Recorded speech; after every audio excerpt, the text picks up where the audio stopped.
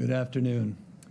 Of the duties granted to governors by our state constitution, few are more consequential than nominating a new justice to the state Supreme Court. The California Supreme Court is the good and great guardian of not just our laws and constitution, but our state's deeply embedded and unwavering dedication to the principle of equal justice under the law. Today, I'm honored to add another distinguished name to that long legacy of jurisprudence. Judge Martin Jenkins is both a product and a protector of the California dream. The son of a Coit Tower janitor and a nurse, Judge Jenkins spent a lifetime overcoming odds, breaking down barriers, and blazing new trails. A former NFL player, he excelled on the football field before smartly deciding there might be more career longevity on the field of law. As a lawyer and a judge, he's built an irreproachable reputation as a person of fortitude and fairness, a man of inner strength, grace, and compassion, who knows that despite what the Declaration says, life, liberty, and the pursuit of happiness are not simply inalienable. They must be relentlessly protected and defended. Over a distinguished career that spans more than 4 decades, Judge Jenkins has worked at every level of our vaunted legal system. A civil rights attorney, a county prosecutor, a municipal, superior, and federal court judge, and appointed by President Bill Clinton. Somehow, we were able to lure him out of a well-deserved retirement at the beginning of my administration to serve as Judicial Appointments Secretary, where he's helped me elevate some of the most able and diverse legal minds ever assembled to the California bench. And now his career culminates in a seat on the California Supreme Court. In the spirit of Oliver Wendell Holmes, who said, "The life of the law has not been logic, it has been experience, the felt necessities of the time." Judge Martin Jenkins has the right experience at the right time in our state's history. He'll also be making history as only the 3rd black man to serve on our highest court and the first openly gay Supreme Court justice. And trust me, as someone who understands firsthand the role of the court in determining marriage equality to be a fundamental right, I can't tell you how important it is to have someone on the bench who's a living, breathing example of the idea that love means love. He hasn't just learned the power of the law to protect our human rights. Martin Jenkins has lived it. So Justice Martin Jenkins is a person of highest principles, and I'm honored today to nominate him to the California's highest court. Justice Jenkins.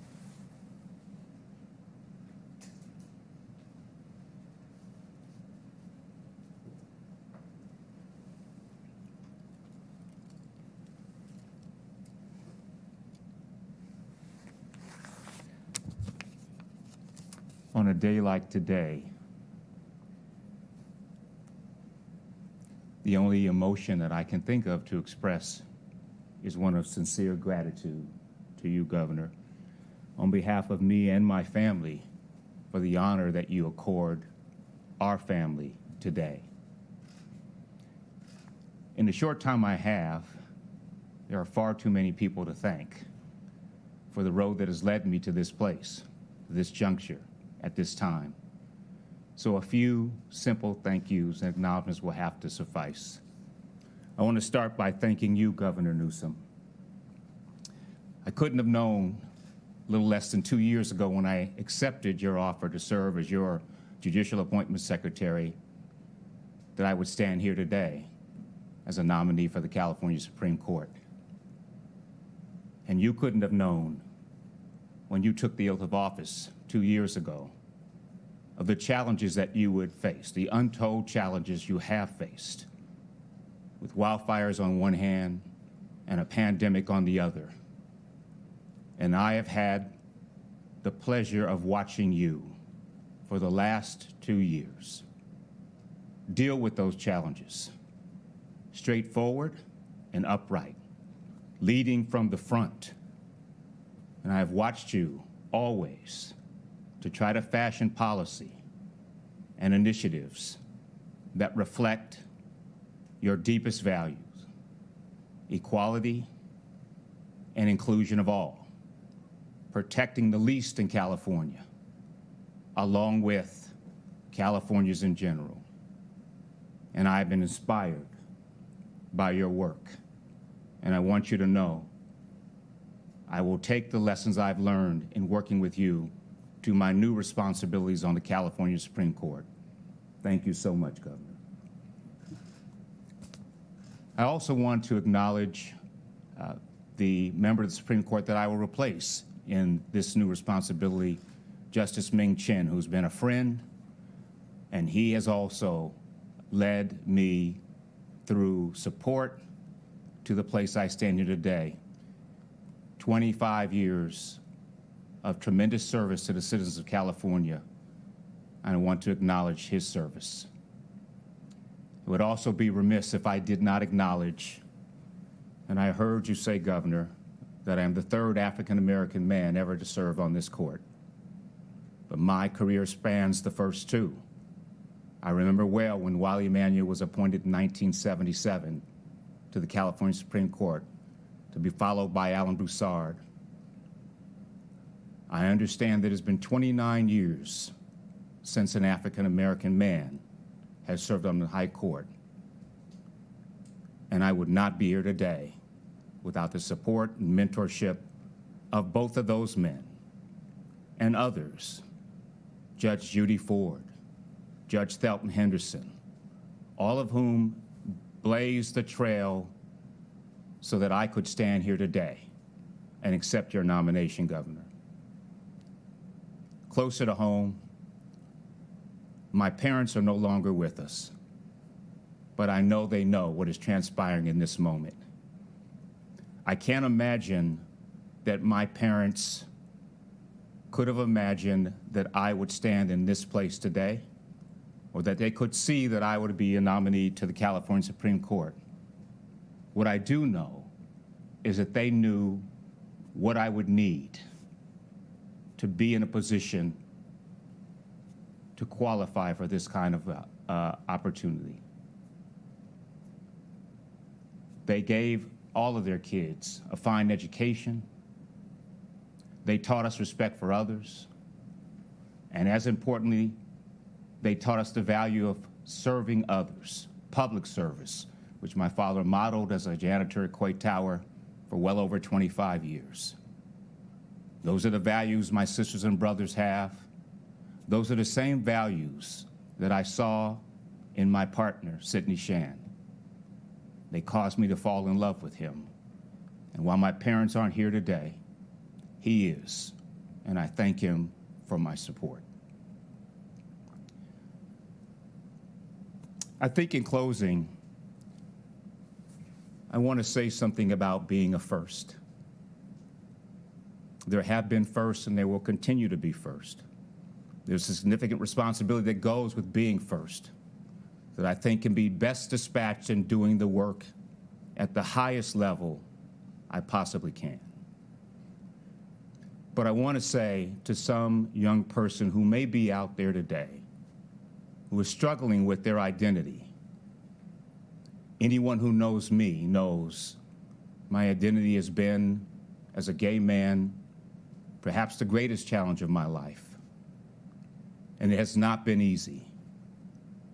But I want to say today to those young people who may be watching and those who may hear about what has transpired here, that I am not here in spite of the struggle. I'm here because of the struggle. It has deepened my character, afforded me sensibilities about the world and about people who are not so willing to accept that people can love differently than they do, but nevertheless love sincerely and genuinely and effectively. I want these young people to know that living a life of authenticity is the greatest gift you can give yourself. And if you do that, you too will find yourself in a position where people see you. They really see you and who you are, your authentic self. And the extraordinary opportunity I'm being offered today, I thank you, Governor Newsom, for seeing me. And I will promise to do my best to dispatch the enormous responsibilities that are incumbent with this great office. Thank you, Governor Newsom.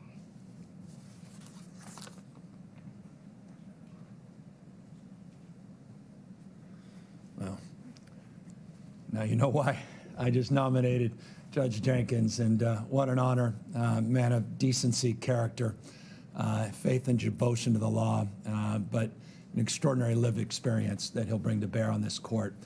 We couldn't be more proud of this moment and more proud of Justice Jenkins. And so I just wanted to dispense with that from top of today's presentation because of the magnitude and importance we place upon these selections to the California State Supreme Court. We certainly look forward to an expedited process through what we refer to as Jenny, and hopefully seeing Justice Jenkins on the court as early as next month. With that, let me update everybody on COVID-19 and our emergency preparedness response, and I'll begin with a slide here of the top 20 largest California wildfires that date back to 1932. This slide is very telling. It's also very alarming. If you take a look at the slide, you'll see a very large red part of the pie representing the August complex, which is now the largest in California's history. You can see it makes up more than all of the fires that occurred between 1932 and 1999. You can see the blue, what has occurred since 2000, just in a decade, the number of fires, and of course this year with the unprecedented number of wildfires here in the state of California. If that's not proof point, testament to climate change, I don't know what is. Forest management has long been an issue. Vegetation management is certainly an issue in this state and in this nation. But just consider what has occurred since 1999 here in the state of California and put it in perspective as it relates to the challenges we face here in California. 4 million now acres have been burned year to date. 23 major wildfire complexes still raging here in the state of California. 31 people have lost their lives. Close to 9,000 structures now have been destroyed in the state of California, and that's 8,687 structures destroyed and counting. As we get back in, repopulate areas, that number invariably will grow. As it relates to the number of wildfires here in the state of California, we also have a number of challenges with number of people coming from all across the country, mutual aid system that continues to be challenging, including, by the way, this presentation. And so in just a moment, I'll get back as we get this presentation up, because I want to make sure that we are providing all of the information in an accurate manner. Just one moment.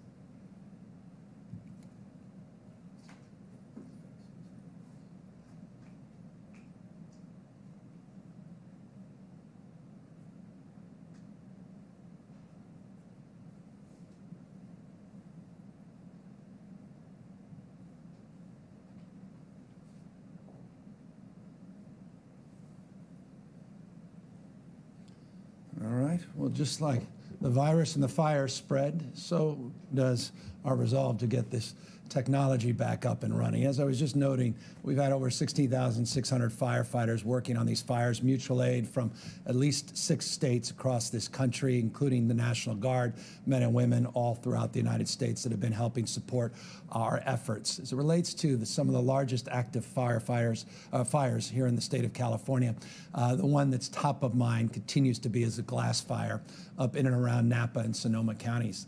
Last week, I presented to you that we were 0% contained on that fire. 11,000 acres have burned. You'll see a substantial increase in the total number of acres burned, now 65,000. Some progress on containment, 30%, which is encouraging. What's also encouraging is more favorable weather conditions, more seasonable weather now later in this week, not the above average temperatures that have occurred. We also were able to withstand some larger wind events over the course of the last number of days, and that's primarily one of the reasons you'll see the large spread in total number of acreage. But progress being made nonetheless on the glass fire remains one of our top priorities to mitigate the spread, suppress that fire. The Zog fire as well, a new fire complex that we announced last week was 7,000 acres. See today, real progress has been made on Zog, 76% containment, some growth, 56,000 acres, but nonetheless, real containment in this space. I mentioned a moment ago the August complex, 45% contained in some 878,000 acres last week burned, now breaking 1 million acres, unprecedented in California's history. This is simply the largest active wildfire in the state's history. Again, you looked at that previous chart going back to 1932. This predates even records prior to 1932. Progress, stubborn, 54% containment on this complex. Speaking of complexes, the northern complex in and around Plumas and Lassen County, 78% contained last week, a little over 300,000 acres. We were able to keep the containment on the acreage to 318,000, 83% contained. The Creek Fire, large federal fire, though under a joint incident command with the state, California, CAL FIRE, and the U.S. Forest Service in and around the Fresno Madera region of the state, 39% contained last week, 306,000 acres. Again, remember this fire is in that heavily impacted region of the state that was impacted disproportionately by the drought, impacted by quite literally over 100 million trees just in this specific area that fell due to that historic drought between 2011 and 2017. 39% contained last week, making progress, 48% containment, but you're seeing the acreage we're getting under control in that fire. Speaking of other fires that have generated a lot of energy and anxiety and concern, the LA County Bobcat fire last week, we made some real progress, 62% containment, a little over 100,000 acres, more containment now this week, almost 88%, in fact, 88% to be exact, containment on that fire, and you can see the total number of acreage burned holding very, very steady. So again, favorable wind conditions, favorable weather conditions broadly taking shape over the state. A number of other complexes that we've been highlighting over the course of the last number of months that we did not include in these slides because we've made substantial progress, and that is encouraging. And so what has been historic since, you recall, August 15th, and the 72 extraordinary hours, over 11,000 lightning strikes in that unprecedented short period of time, put enormous pressure on this state. We're finally getting our arms around it, real progress being made, but still 23 stubborn fires that we're working aggressively to contain. Again, hats off to the men and women in uniform, CAL FIRE, and again, all the mutual aid all across this country for their outstanding work. Speaking of work, we continue to have a lot of work to do on COVID-19 transmission and rates of this pandemic and disease. As you can see, we have made progress here in the state of California with stable case rates. I'll highlight those in just a moment, but you're starting to see an increase in COVID-19 cases all across the country. In fact, as of this morning, 21 states have seen an increase in transmission rates of COVID-19. We're seeing this, by the way, not just across the country, you're seeing this increasingly around the world.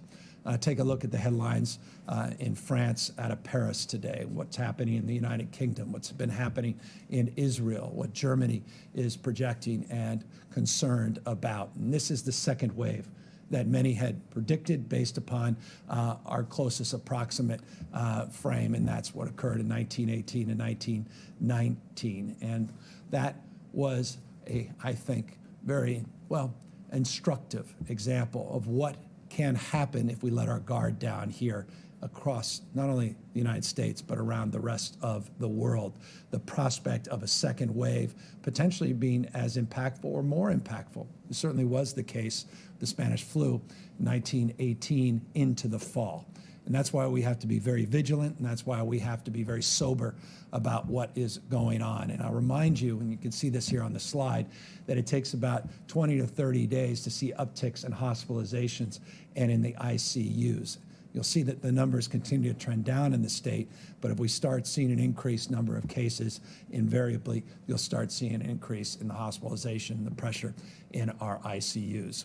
This slide, by the way, it can be very helpful. It's a case trend slide over the last 2 weeks all across the United States. Can be deceiving. Again, the green shows that California has fared fairly well over the last 14 days compared to other states relates to the transmission of COVID-19. You can see in those orange areas where you're starting to see an uptake, stabilization, or increase in rates of cases and positivity across the country. And so, again, let us maintain our vigilance. Let us not take down our guard. Let us continue to take very seriously this pandemic, this disease. Here are the case numbers, update from yesterday, 3,055. It comes very close to the 3,074 7-day average. By the way, 7-day average of cases in the state is slightly better than what this slide represents. Remember, the total test versus positivity rate is over a 14-day period on this slide, 2.8% positivity rate over 14 days. The case rate over a 7-day period, slightly better at 2.6%. Our average number of daily tests are starting to increase. This weekend, we had 160,000 tests, 140,000 tests, 130,000 tests the last 3 days. So we're starting to see a growth in the total number of daily tests, the average tests getting back up, again, impacted substantially by the wildfires over the course of the last 6 or so weeks. So more tests, positivity rate that's holding steady at 2.6% over 7 days. Here reflected on this slide, 2.8% over 14-day period. The hospitalization numbers, as you can see, continue to trend down, 13% decrease over the last 14 days. That decrease is beginning to plateau a little bit. The rate of decrease is slowing. Not only on hospitalizations, the rate of decrease is slowing as it relates to ICU admissions here in the state, represented by a 15% decrease in admission decline over the last 2 weeks. You'll recall in previous slides going back the last number of weeks, we've seen decreases, 14-day trailing decreases of closer to 20%. So again, beginning to see a plateauing, a reduction in the rate of decrease in total number of cases. And again, we're seeing increases in at least 21 states across this country. Just a sober reminder of the work that we have in front of us. And speaking of work to do, we want to get as many people, or rather counties, as it relates to our county tiered status, represented here in this slide, off that purple bar and get into ultimately out of yellow. We'll update these tiers, we hope, by the end of the calendar year. It's an iterative process.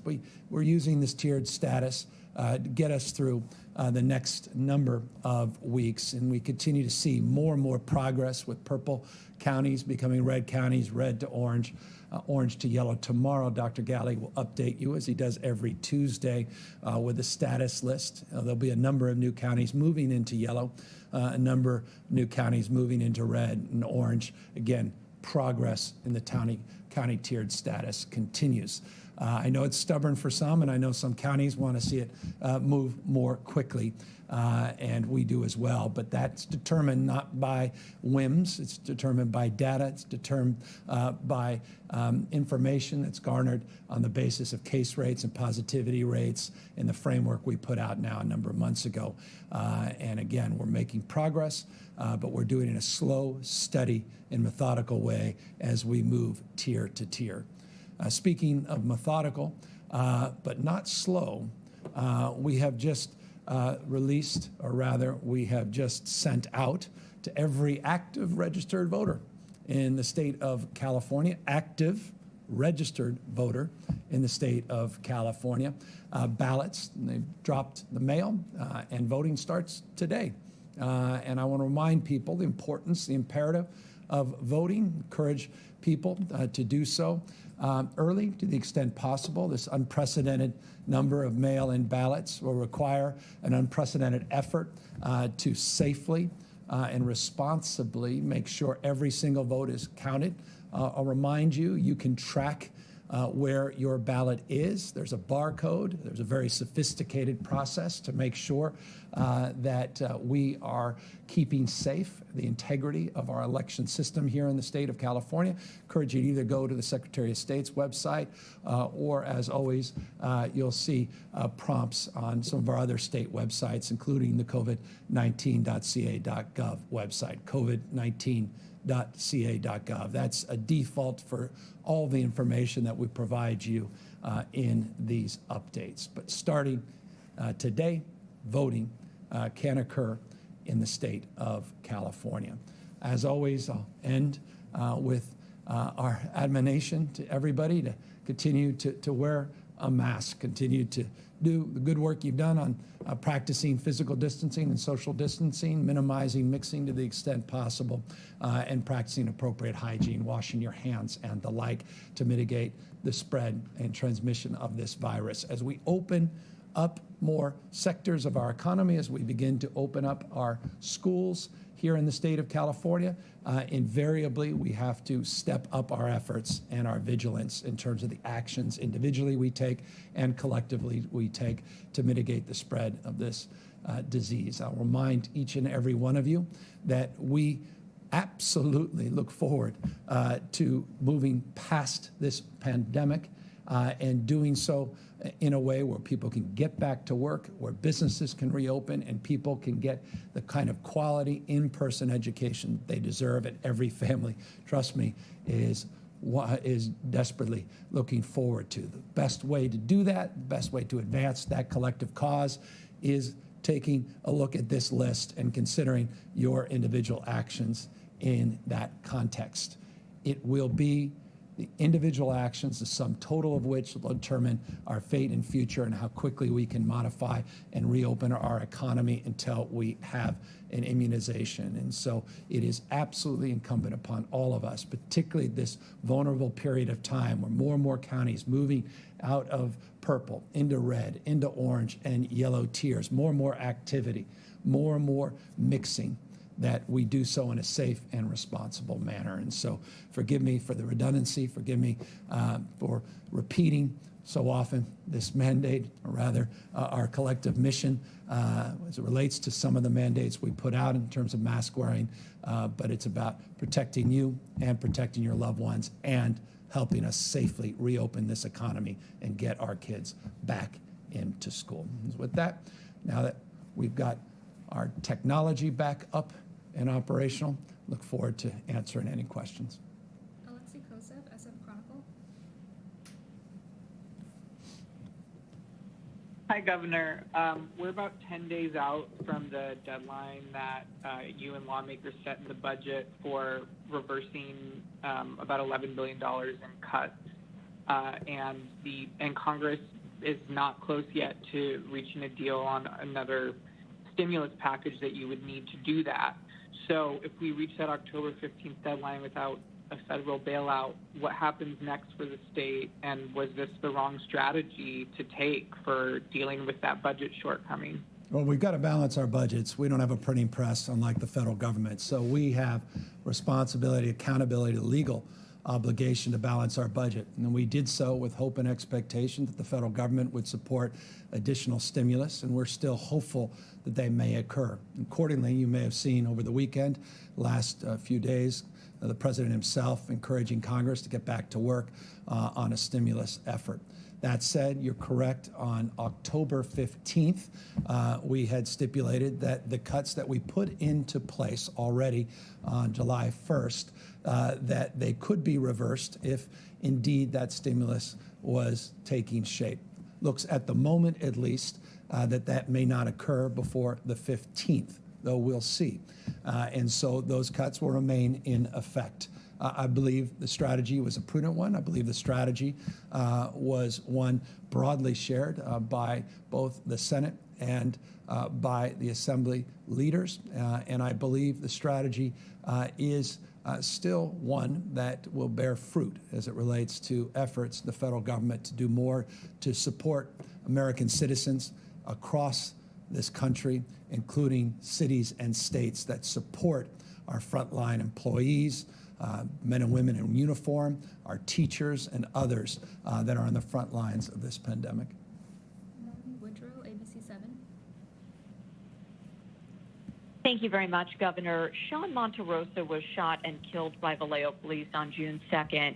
The Solano County District Attorney has recused herself from the case, and the Attorney General has declined to investigate. The AG's office is investigating the destruction of evidence by police in this case. On Friday, Monterosa's sisters were part of a peaceful protest outside of your home. 17 people, including them, were arrested for failing to disperse. They say they've reached out to your office several times with no response. Would you be willing to speak with Sean Monterosa's family? Yeah, I'm committed to the broader cause of justice, and as an effort to advance that cause in more than rhetorical terms, was very proud last week to sign an historic package of legislation to codify that. And what I mean is one of the things that we are now committed to doing beginning January of the upcoming year is providing the support of the Attorney General's office by providing more resources so the Attorney General can begin to investigate officer-involved shootings with unarmed individuals that lead to death. The state is advancing that cause, a cause I've long believed in and long supported, and I look forward to getting the resources into the AG's office to do just that. Accordingly, we have been working very aggressively, not just this year in response to the Floyd tragedy, but previous year where we advanced some of our nation's most aggressive police use of force measures and making sure that we're looking at patterns of practices and making sure that we are continuing to evolve in our training and our approach to more equitable law enforcement, including issues of implicit bias, de-escalation, and the like. As it relates to the merits of the specific case, as governor, I'll take a look at that. In fact, I've asked my staff to take a much more detailed look at exactly why the Attorney General chose not to move forward in terms of the criminal investigation, though I'm very pleased and grateful to the Attorney General for moving forward as it relates to police practices in that jurisdiction. And so we'll have more to say, hopefully very shortly. Brody Levesque, LA Blade. Good afternoon, Governor Newsom. Before I ask my question, I'd like to address Justice Jenkins and just simply congratulations, Your Honor. Governor, looking at the situation on the ground with Disney and some of the other larger corporations that are having these massive layoffs, Disney in particular, have you guys made any allowances at all whatsoever for the aftermath to help these folks out, either through diverting state resources into, say, helping local jurisdictions out? I'm talking beyond unemployment insurance. I'm talking about, kind of a restructuring, because the longer this thing goes on, the more likelihood these jobs just simply evaporate. On top of that, we're having the same situation in Los Angeles County, where we've got a tremendous amount of small businesses that have just completely disappeared, and there's no likelihood of them ever coming back. And I was wondering, have you looked at, refocusing efforts moving forward, even as we're still combating this horrible disease? Thank you. You've just made the strongest case for more federal stimulus. The reality is even the nation, or rather the world's fifth largest economy, is in need of support. And in that respect, we've been very strong, very forceful, very active, working with Speaker Nancy Pelosi to make the case anew, as we've made the case for many, many months about the essential nature and the critical imperative of advancing a new stimulus to help support the cause that you rightfully acknowledged needs to be advanced, and that is supporting cities, supporting counties, and supporting frontline workers, including small businesses that have been disproportionately impacted by this pandemic-induced recession here in the state of California. So that cause continues, and that cause is clear, and we have not only been forthright, we've also been very prescriptive in terms of what we're looking for in order to provide an architecture of advancing recovery here in the state of California and supporting working families, working poor, and supporting those that may have fallen through the cracks or not getting the support of unemployment insurance or the PUA support, and that may be more permanently harmed by this pandemic as it relates to their employability going forward. So on all fronts, we're putting together next year's budget. We have an economic framework moving forward. We signed a number of bills and advanced a number of economic and workforce development efforts in our budget. We'll continue to do more of that, and we'll continue to reinforce the imperative of getting more federal supports, including PPP for our businessmen and women, including extending unemployment and PUA insurance, including more direct workforce training supports to get people the skills that they need to get back into the economy as quickly as they possibly can. Alex Michelson, Fox 11. Thank you, Governor, and congratulations on the appointment today. I have a question about coronavirus. You've been pretty clear from the beginning of this crisis about the seriousness of COVID-19. The president this afternoon tweeting out that he's going to be leaving Walter Reed and saying, quote, "Feeling really good. Don't be afraid of COVID. Don't let it dominate your life. We've developed under the Trump administration some really good drugs and knowledge. I feel better than I did 20 years ago." Do you agree with that sort of messaging about COVID, and do you think that could be dangerous for people? It's a political season, so it doesn't surprise me or anybody, but certainly has impacted the president's life quite directly and quite significantly. He's been in the hospital the last number of days. 200,000+ people have lost their lives, lost a loved one. I watched today Mayor Garcia of Long Beach on a national show reminding us he lost both of his parents to COVID-19, collective cause of bringing this country back together. Sovereign, KCBS. Hi, Governor. Thanks. It was only a decade ago that a lot of people would describe California as ungovernable, and now a growing number say it's unlivable. I personally know several people who have decided to move to other states. They've just had enough of worsening wildfires and rolling blackouts and smoky days when their kids can't go outside, and there are ads airing on our radio station now for a company serving people who want to leave the Bay Area. What do you say to the people who are ready to give up on California?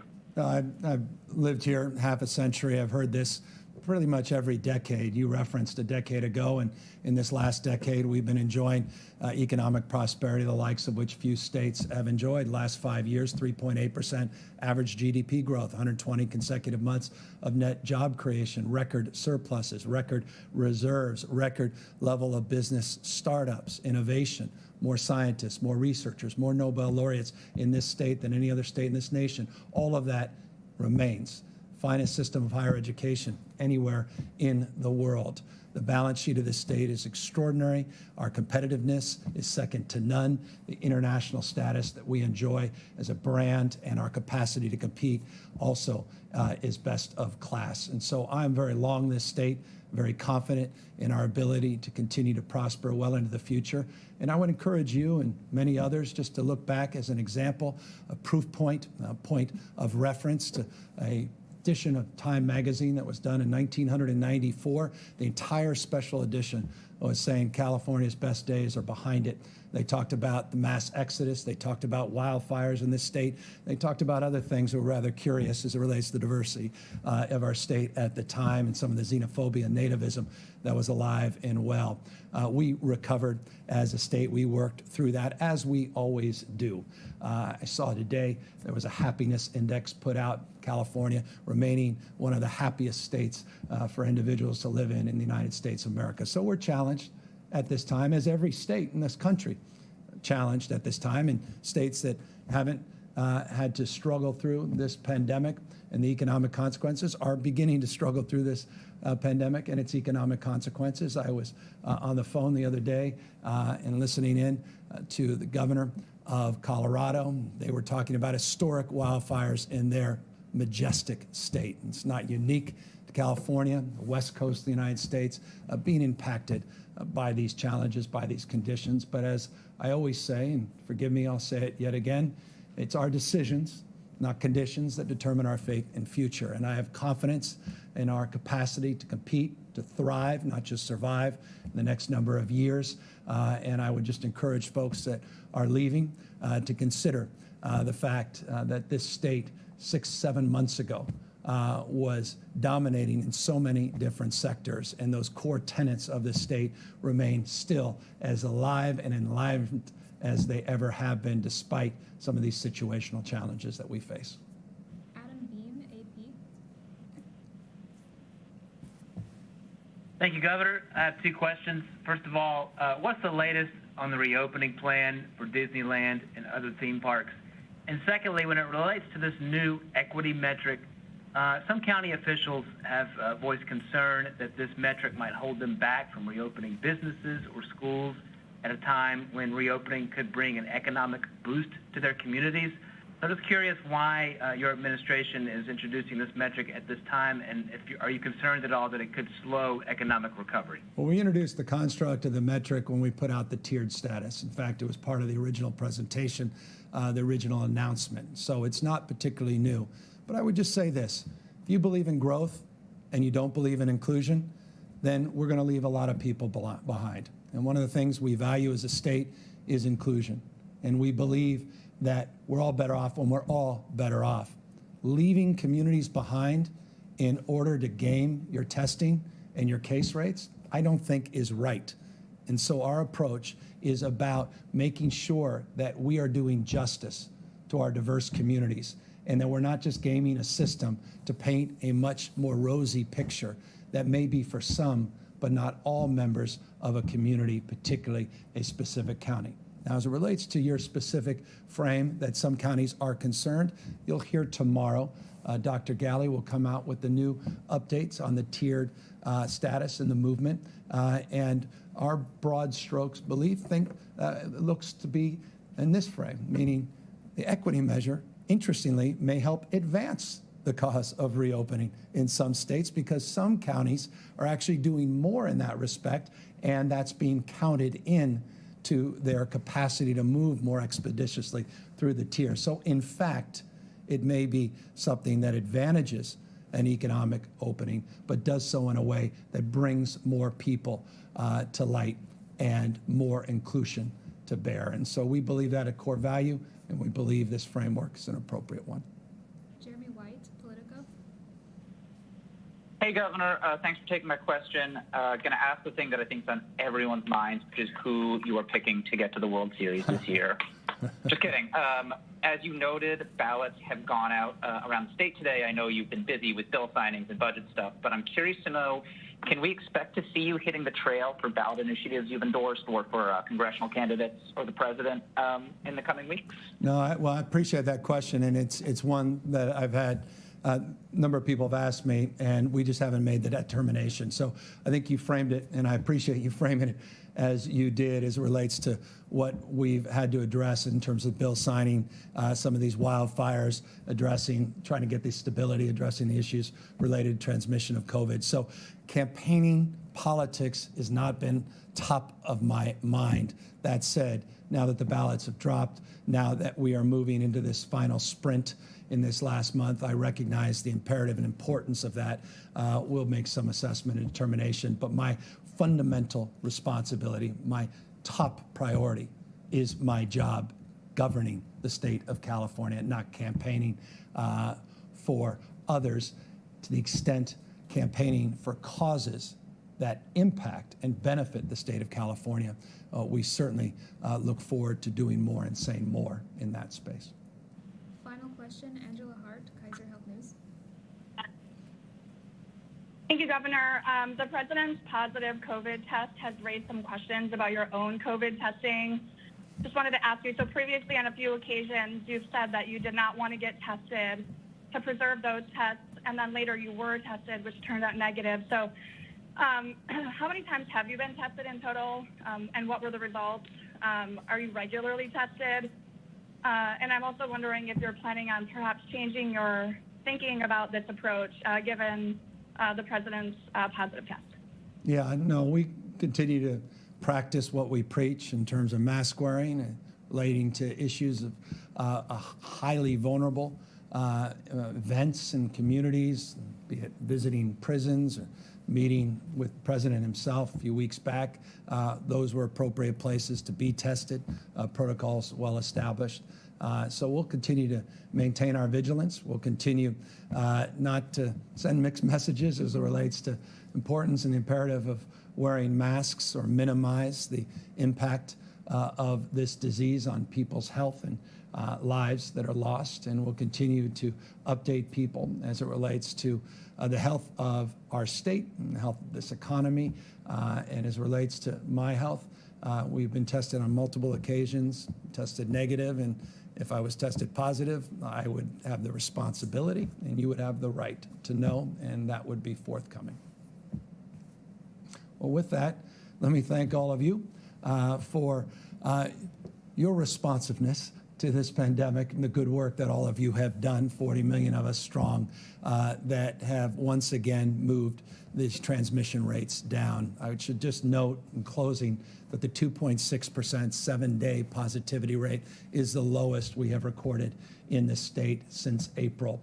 That's very encouraging, but again, we're seeing a plateauing of the rate of decline, and we're seeing parts of the state that continue to struggle as it relates to the are effective and as it relates to the transmission of this disease. And that's why it's incumbent upon all of us to be vigilant and maintain the status of all the hard work that you have advanced and continue it so we can get through this, get to a vaccine. Take care, everybody.